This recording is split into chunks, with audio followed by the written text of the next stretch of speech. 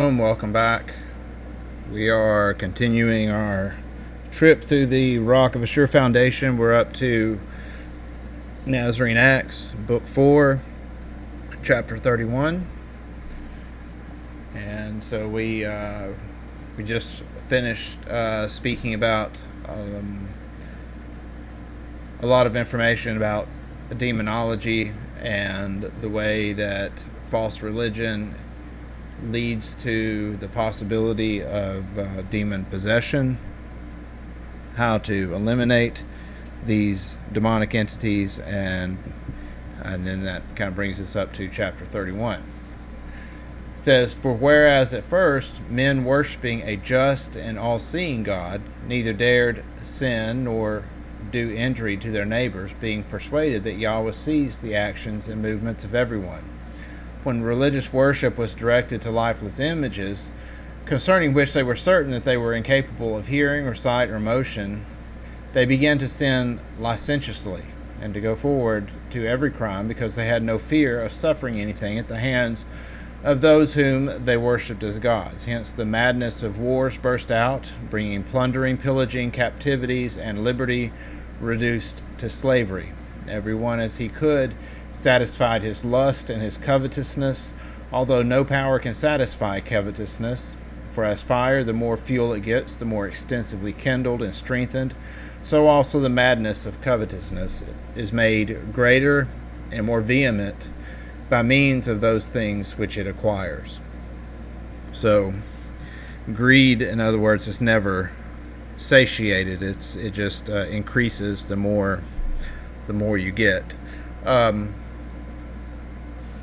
This whole idea of man worshiping a just and all-seeing God, this is something which I really think that is lost on a lot of people, including believers themselves. They think, I've noticed a trend, and the funny thing is, Peter actually speaks about this at some point in the Clementine writings. I don't remember exactly where, but it may be coming up in the next chapter for all I know. But he speaks about how people will think that they're tricking God by pretending they don't know what they do know. It's like this type of deniability they want to maintain. It's like if they think if they never admit that they understand something, like if they never admit that they actually understand that they're supposed to keep the law, that they're going to be able to get through the judgment without being judged. Oh, well, God, I didn't know that we had to keep your commandments. And it's funny that Peter addresses the same thing, because it's a pattern that I've seen. Or there's people, professing to be Christians who will go out and lie and manipulate other people, and I don't know. And again, it's kind of not really necessarily my listeners that I would direct this to. I think most of you guys are probably pretty on board with the fact that God knows everything and whatnot. But do people really think that they're going to get by and lie their way out of judgment? Do people really think that God is going to side with them and validate the wickedness that they've done to other people? We're not talking about just making a mistake, saying something in a moment of anger to somebody. I'm talking about, there's people out there who will intentionally do this premeditated deception and manipulation, turning people against someone who's never done anything wrong. God is not going to be fooled. God knows more about what you think than you do. Believe me. Some of the things that God has said to me, it's obvious He knows me better than I know myself. And I really think some people are going to be in for a rude awakening when they go and they try to tell God, "Oh, I didn't know I had to do that. Or I didn't know it was wrong for me to lie to this person. Oh, I didn't know it was wrong for me to break this vow," or whatever. It's I don't know. This people are crazy. They really are. They think that I think that they think that they're smarter than God. Wherefore you yourselves with better understanding begin now to resist those things which you sinfully desire. That's good advice. If possible, that you can in any way repair and restore yourselves in your repair and restore in yourselves that purity of religion and innocence of life, which at first were bestowed upon man by God, that thereby also the hope of immortal blessings may be restored to you. So in other words, get your act together. And give thanks to the bountiful Father of all, by him whom he has constituted King of peace, and the treasury of unspeakable honors, that even at the present time your sins may be washed away with the water of the fountain, or river, or even the sea, the holy name of the Son of God being called over you, that by it not only evil spirits may be driven out, if any dwell in you, but also that when you have forsaken your sins and have with entire faith and entire purity of mind believed in God, you may drive out wicked spirits and demons from others also, and may be able to set others free from sufferings and sicknesses. For the demons themselves know and acknowledge those who have given themselves up to God, and sometimes they are driven out by the mere presence of such. As you saw a little while ago, how when we had only addressed to you the word of salutation, straightway the demons, on account of their respect for our religion, began to cry out and could not bear our presence even for a little.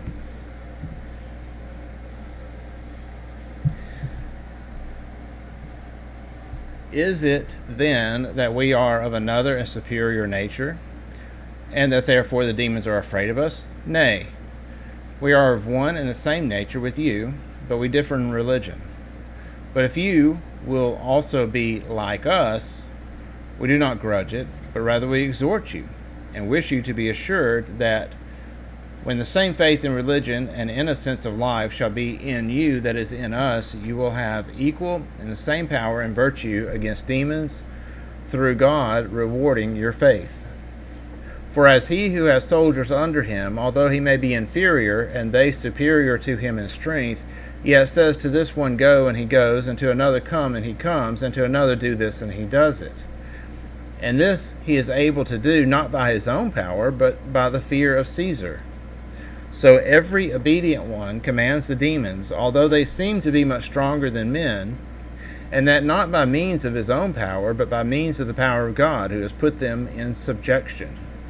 For even that which we have just spoken of, that Caesar is held in awe by all soldiers, and in every camp, and in his whole kingdom, though he is but one man, and perhaps feeble in respect to bodily strength, this is not affected, but by the power of God, who inspires all with fear, that they may be subject to one. This we would have you know assuredly, that a demon has no power against a man unless one voluntarily submit himself to his desires.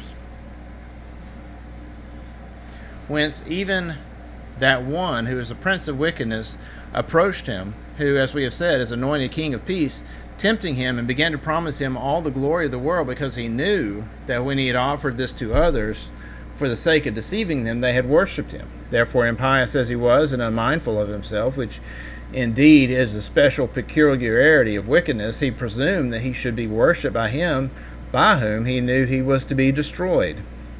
Therefore our master, confirming the worship of one God, answered him, it is written, you shall worship Yahweh your Elohim, your God, and him only shall you serve. And he, terrified by this answer, and fearing lest the true religion of the one and true God should be restored, hastened straightway to send forth into this world false prophets, and false apostles, and false teachers, who shall speak indeed in the name of Messiah, but should accomplish the will of the demon. I wonder who that is. A demon has no power against a man unless one voluntarily submit himself to his desires. So just like in life itself, you are usually the cause of your own problems. Usually. Probably 90% of your problems are self-inflicted. In the case of demons, and spiritual attacks, spiritual consequences, a demon has no power over you unless you submit yourself to him. Although, like I said, they will sometimes attack people around you. If they can't get to you, they'll go after your friends and family. I have seen that. It's similar to the thing with Job. Like, there was times where God said, Job, to Satan, you can't touch Job. So Job just destroyed everything around him. Therefore observe the greatest caution that you believe no teacher unless he brings from Jerusalem the testimony of James, the master's brother, or of whosoever may come after him. For no one, unless he has gone up thither, and there has been approved as a fit and faithful teacher for preaching the word of Messiah, unless I say he brings a testimonial thence, is by any means to be received. So if you ever happen to read the book of 2 Corinthians, you'll notice that the author of that book is very much in an uproar because he's being asked for letters of recommendation from James. And he's trying every argument he can to avoid presenting these letters of commendation. That's why he's like, should I commend myself again to you? You are my commendation. You are my letters of recommendation, speaking to the Corinthians. This is the reason why. Believe no teacher unless he brings from Jerusalem the testimonial of James, the master's brother. But let neither prophet nor apostle be looked for by you at this time besides us. For there is one true prophet, whose words we 12 apostles preach. For he is the accepted year of God, having us apostles as his 12 months. But for what reason the world itself was made, or what diversities have occurred in it, and why our Master, coming for his restoration, has chosen and sent us 12 apostles, shall be explained more at length at another time. Meanwhile, he has commanded us to go forth to preach, to invite you to the supper of the heavenly King, which the Father has prepared for the marriage of his Son, and that we should give you wedding garments, that is, the grace of baptism, which whosoever obtains as a spotless robe, with which he is to enter the supper of the King, ought to beware that it not be in any part of it stained with sin, so that he be rejected as unworthy and reprobate.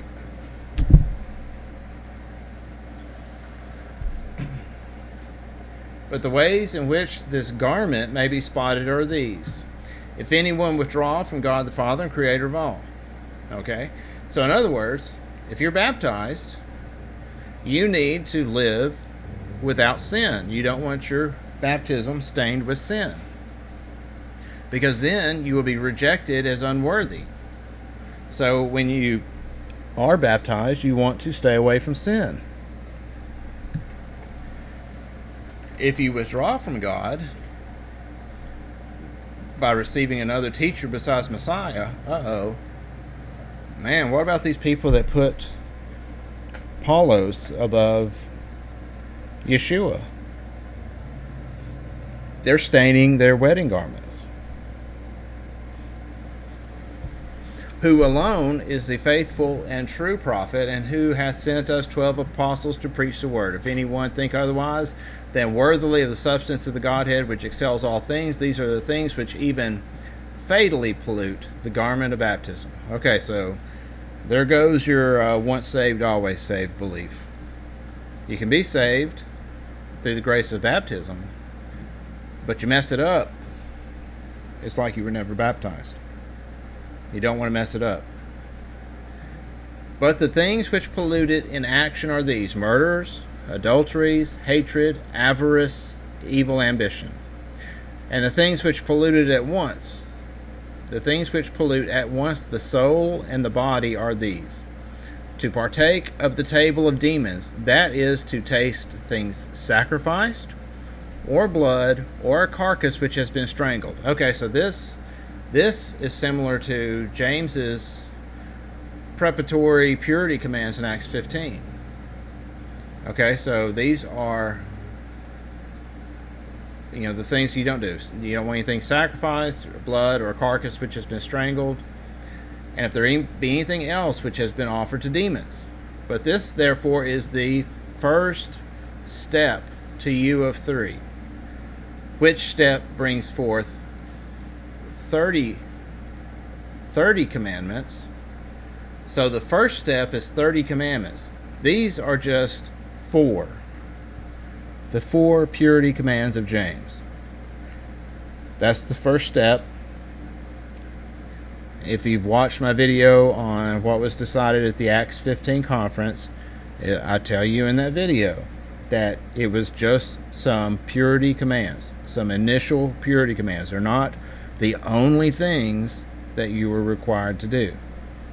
So, as well as those 4 commandments, there's apparently another 26 commandments for a total of 30 that you follow in the first step, right? The second step gets 60 commands, and the third 100 commands. So that doesn't sound like those 4 commandments are just... It doesn't sound like those 4 commandments are the only things you got to do. And the thing is, I've been saying that for years. Before I ever saw the Nazarene Acts, before I ever read it, I've just from the text in Acts 15, you can tell that's what it is. Because James said that from that point, they're going to every Sabbath they're going to hear Moses read in the synagogue, and the implication is that over time they will come into obedience by hearing Moses read. So, and the ironic thing is, the church doesn't even follow those 4 commands. They'll tell you, well, those are the only 4 things you got to do. Then you're like, okay, well, do y'all do that? Well, no. When's the last time you've went into a church and the pastor was talking about these 4 purity commands and telling the people, make sure you abide by them? They don't follow that stuff. It's 4 commands. 3 of them have to do with eating. But man, some of the nastiest unclean foods you'll possibly find in the world, you'll find at a Christian church. Oh yeah, let's go have barbecue. Let's get our murdered dead flesh, lust of the flesh satisfied here at our church. You don't need to make your body a graveyard for animals. When he had thus spoken and charged them to come to the same place in good time the following day, he dismissed the crowds.